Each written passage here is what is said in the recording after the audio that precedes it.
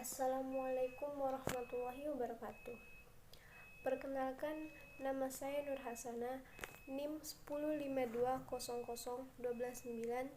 kelas 3E, Prodi Ilmu Pemerintahan, Fakultas Syariah, Universitas Sultan Taha Saifuddin Jambi. Tujuan dan motivasi saya dalam mengambil Prodi Ilmu Pemerintahan di Universitas Sultan Taha Saifuddin Jambi dalam menentukan institusi pendidikan tinggi dalam melanjutkan pendidikan, karena saya ingin menambah wawasan tentang pemerintahan dan memahami seluk-beluk tentang sistem pemerintahan agar kelak dapat ikut terjun dalam mengatur masyarakat dan dapat menjadi pemimpin yang amanah dan tanggung jawab sesuai dengan syariat agama. Melihat kondisi pemerintahan sekarang ini yang sangat memprihatinkan dan membutuhkan perhatian lebih agar pemerintahan dapat lebih baik dan lebih efektif. Dan adapun kegunaan dari mempelajari ilmu hukum khususnya bagi mahasiswa Prodi Ilmu Pemerintahan agar dapat menambah wawasan bagi mahasiswa Prodi Ilmu Pemerintahan tentang bentuk sistem hukum dalam pemerintahan, dan agar mahasiswa dapat dituntut agar dapat lebih berpikir kritis dan juga dapat fokus terhadap persoalan yang menyangkut hukum, agar lebih terbiasa jika dihadapkan dengan berbagai macam permasalahan, konflik, dan persoalan yang menyangkut tentang hukum, dan dapat melatih mahasiswa agar dapat lebih berpikir mudah dalam menyelesaikan masalah. Selain itu juga dapat meningkatkan kesadaran dan juga kepekaan terhadap keadaan yang terjadi di dalam masyarakat, dan agar kita dapat jeli terhadap hukum yang ditegakkan di suatu daerah tersebut dan tidak mudah dibodoh-bodohi oleh pihak yang ingin mencari keuntungan dari ketidaktahuan orang lain, dan agar hidup kita lebih tertata dan tidak mudah melakukan pelanggaran hukum. Baiklah, dan yang selanjutnya itu adanya contoh hukum yang tertulis dan juga hukum yang tidak tertulis. Hukum tertulis adalah hukum yang disahkan dan ditulis di dalam Undang-Undang Dasar 1945 yang dibuat oleh lembaga yang berwenang dan dibentuk dan diberlakukan sebagai norma hukum yang tertulis. Contohnya seperti hukum pidana. Hukum pidana seperti adanya kasus pencurian yang terdapat pada pasal 362 KUHP tentang pencurian, yang merumuskan barang siapa yang mengambil seluruhnya atau sebagian kepunyaan orang lain dengan maksud untuk dimiliki secara melawan hukum, diancam karena pencurian dengan pidana penjara paling lama 5 tahun atau denda paling banyak sebanyak Rp60.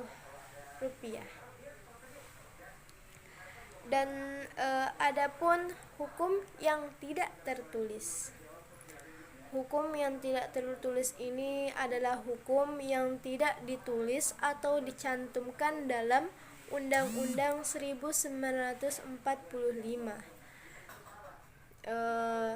Tetapi hukum yang tidak tertulis ini ditanamkan dan diterapkan di dalam lingkungan masyarakat, dan hukum ini hidup dan berkembang di dalam kehidupan masyarakat dengan atau yang dimaksud dengan turun-temurun. Contohnya seperti adanya hukum adat. Hukum adat setiap daerah pasti berbeda-beda, tergantung dari kepercayaan mereka masing-masing. Contoh dari hukum adat ini seperti perkawinan. Adat perkawinan di dalam masyarakat berbeda-beda tergantung bagaimana adat dan kepercayaan yang dipegangnya. Dan poin selanjutnya adalah tentang ilmu bantu. Ilmu bantu ini dapat membantu ilmu pokok dalam mengembangkan ilmu hukum. Adapun contoh dari ilmu bantu dalam mempelajari ilmu hukum ada beberapa poin. Poin yang pertama yaitu disebut juga dengan sosiologi hukum. Sosiologi hukum ini dapat membantu kita untuk mengetahui hubungan timbal balik antara gejala sosial dengan non-sosial. Dan juga dapat mengetahui hubungan antara manusia di dalam sebuah kelompok-kelompok. Contohnya seperti adanya sebuah interaksi sosial yang terkait dengan hukum. Maksudnya di sini interaksi itu seperti apabila interaksi sosial berjalan dengan baik, maka kehidupan masyarakat akan lebih damai, tenang, dan sejahtera. Dan adapun contoh ilmu bantu dalam mempelajari ilmu hukum yang kedua adanya sejarah hukum. Sejarah hukum ini dapat membantu kita untuk mengkaji lembaga-lembaga di masa lalu dan di masa yang akan datang, yaitu membantu kita dengan mengetahui bagaimana hukum itu dapat berkembang dan juga mengapa terdapat perubahan pada peraturan-peraturan yang ada dalam hukum. Dan adapun contoh yang ketiga yaitu adanya perbandingan hukum.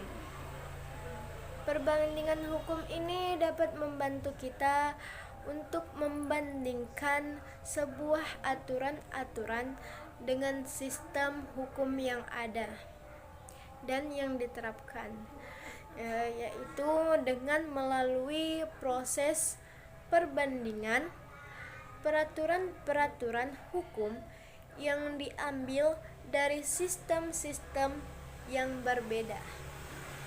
Jadi dapat membandingkan hukum yang diambil dari sistem hukum yang berbeda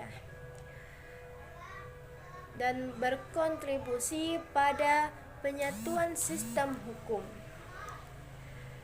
Adapun dalam skala yang lebih kecil atau yang lebih besar, misalnya inisiatif. Dan yang keempat adanya antropologi. Antropologi hukum ini adalah sebuah ilmu yang membahas tentang manusia dari sudut biologis dan budaya. Contohnya seperti dengan menelah bagaimana hukum dibuat, termaksud bagaimana konsep sosial pembuatan hukum tersebut dan bagaimana hukum dipertahankan dan mengubah institusi sosial lainnya, dan bagaimana hukum membangun perilaku sosial. Dan yang kelima adanya psikologi hukum. Psikologi hukum ini dapat untuk kepentingan peradilan. Psikologi forensik memiliki orientasi klinis antara lain berkenaan dengan kesehatan mental dan terdakwa. Baiklah, hanya itu yang dapat saya sampaikan. Kurang lebihnya mohon maaf. Wabillahi taufiq wal hidayah. Wassalamualaikum warahmatullahi wabarakatuh.